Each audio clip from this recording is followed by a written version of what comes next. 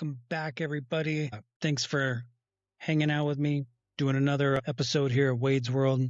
So on today's video, we are going to depart from the true crime for a minute. We are going to look into kind of my personal favorite as far as like hobbies, genres, the whole thing, you know. This is more paranormal, more haunted.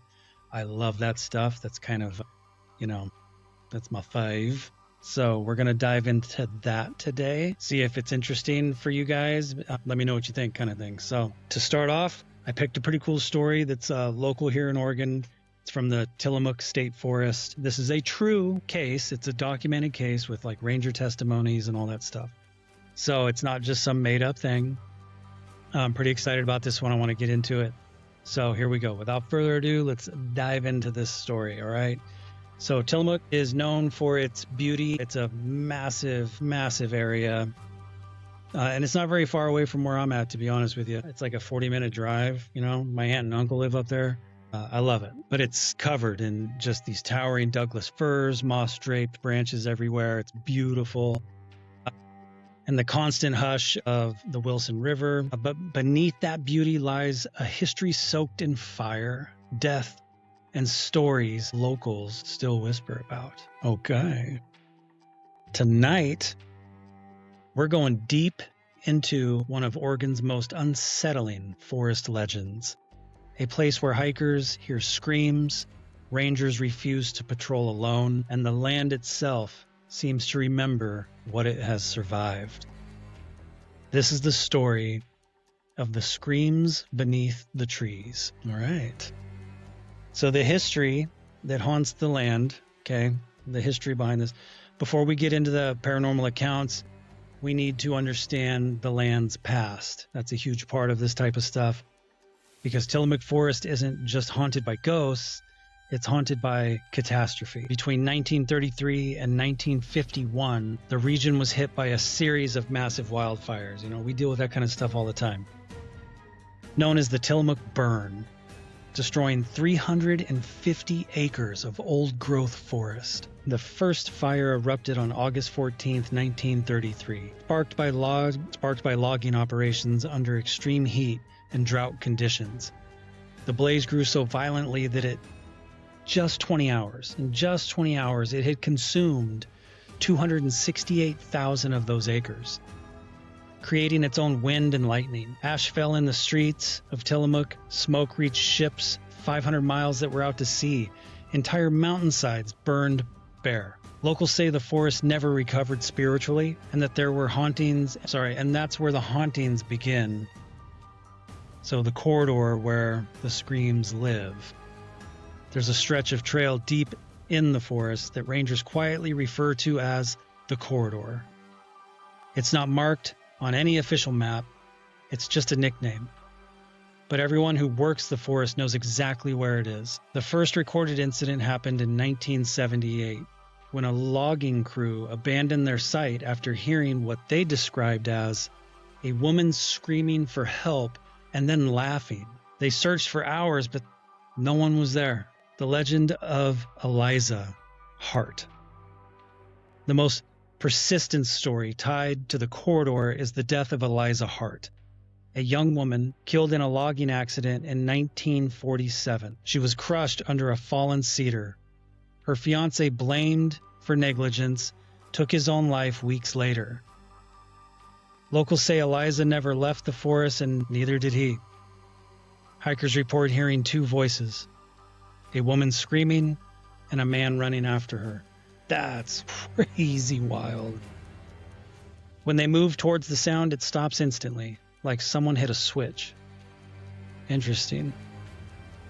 So there's ranger accounts, the part they don't put in the reports. Rangers have logged dozens of official reports over the decades, but the unofficial stories, the ones they only tell off the record, are far worse. The Lantern Man. Multiple rangers have seen a figure standing among the burned stumps left from the Tillamook Burn.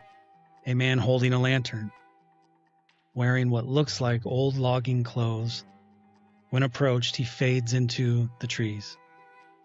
Some say he's Eliza's fiance. Others say he's one of the men who died fighting the 1933 fire. The only recorded casualty was a civilian conservation corps worker. Well, might be the fella. The smoke that follows you. So several hikers have reported smelling fresh smoke in the area where no fires exist. One ranger described it as the smell of a campfire that's just been put out. Wet ash, burnt bark, and something sweet underneath. The smell often appears right before the screams. So it's like some residual type stuff right there. Memory, the cold zone. So there are pockets of air so cold they fog up camera lenses instantly. Rangers say these spots appear in areas where the old burned stumps still stand. Cold spots, if you're a paranormal fan at all, I mean, cold spots are a huge giveaway. Smells are a huge giveaway. Interesting. Remnants of the original Tillamook Burn. So in 2012, in 2012, oh my goodness. I'm sorry, did I hurt you? I didn't mean to hit you like that. Okay. Sorry. God. Total mood killer. In 2012, this was an incident that took place and it was actually covered in the news. So in 2012, a ranger responded to a late evening call, heard a woman's voice whisper, "Don't go back." He was alone, there were no hikers in the area, and the nearest trailhead was over a mile away. He refused to patrol the corridor at night after that. I bet. Yeah, I wouldn't either. And the forest that remembers, the Tillamook Burn changed Oregon forever, reshaping communities, destroying livelihoods, and leaving behind a landscape scarred by tragedy. Even today, hikers find remnants of the old fire, charred stumps, whiter than cars, burn scars on living trees, old railroad remnants used by logging crews, and areas where the forest grows strangely sparse.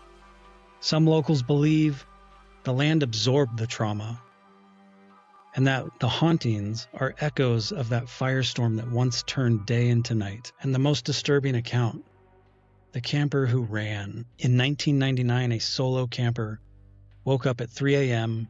to the sound of footsteps circling his tent. Yeah, no thank you.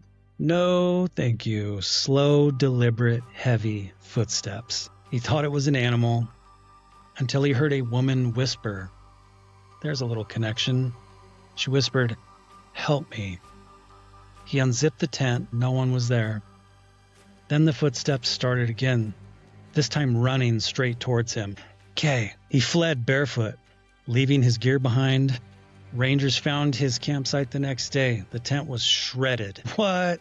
But there was no animal tracks. That's like some Blair Witch stuff right there. I mean, you all know what I'm talking about too. That scene.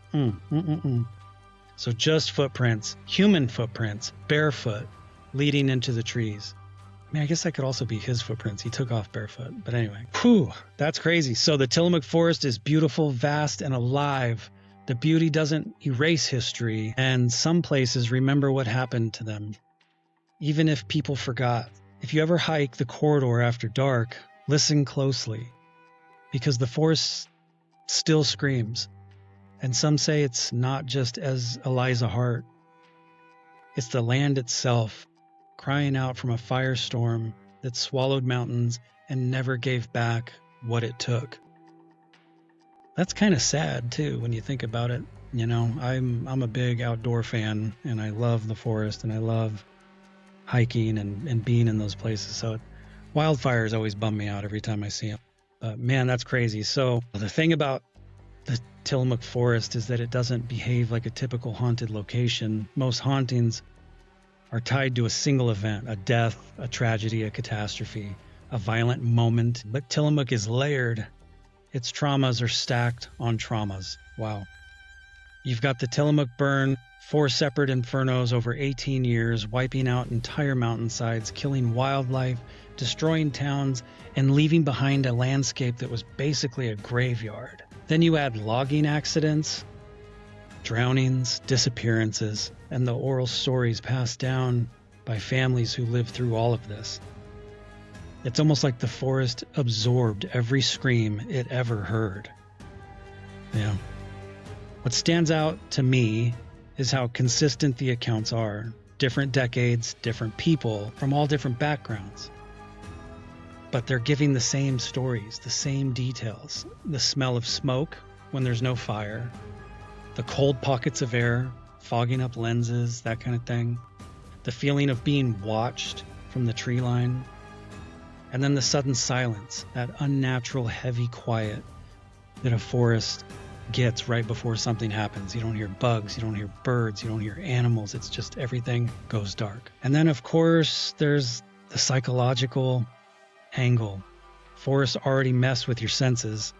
So sound travels weird, shadows move, your brain fills in the gaps. Yeah, but Tillamook goes beyond that. There aren't vague, I felt weird stories. These are specific, repeated, documented experiences. Rangers, people trained to stay calm, refuse to patrol certain areas alone. That says something. That says a lot. Another thing worth talking about maybe is how tragedy lingers in places. That's that residual. You don't need ghosts for a place to feel haunted. Sometimes the land itself carries memory. When you have a forest that burns so violently, it created its own weather, its own wind, its own lightning. That's the kind of event that leaves a mark, leaves a scar in the land. So maybe that's why people hear the screams. Maybe they're not hearing ghosts. Maybe they're hearing echoes, the forest replaying what happened to it. Or maybe it is Eliza Hart. Maybe she never left. Maybe she's running. Maybe she's screaming. Whatever the explanation is, Tillamook Forest is one of those places where even skeptics walk out a little quieter, you know, a little more alert and a little less sure of what they believe in. That's so cool. I love paranormal stories. This kind of stuff is so interesting to me. So I'm going to end it there. There's like a ton more details I found on this thing, but we're good. We can go ahead and call it a day on that one. But thanks for showing up. Thanks for giving this one a view. If you liked it, let me know. If you have a haunted, cool story that you know about, let me know. I'm super happy to look into that. I like this stuff a lot. So anyway, I hope you're having a good, this is Tuesday, right? Yeah, I hope you're having a good Tuesday, and I hope you have a good Tuesday night. Do something for you, whatever that may be. And I will be here most likely tomorrow. So I'll catch you guys then. Thanks for stopping by. Wade's World.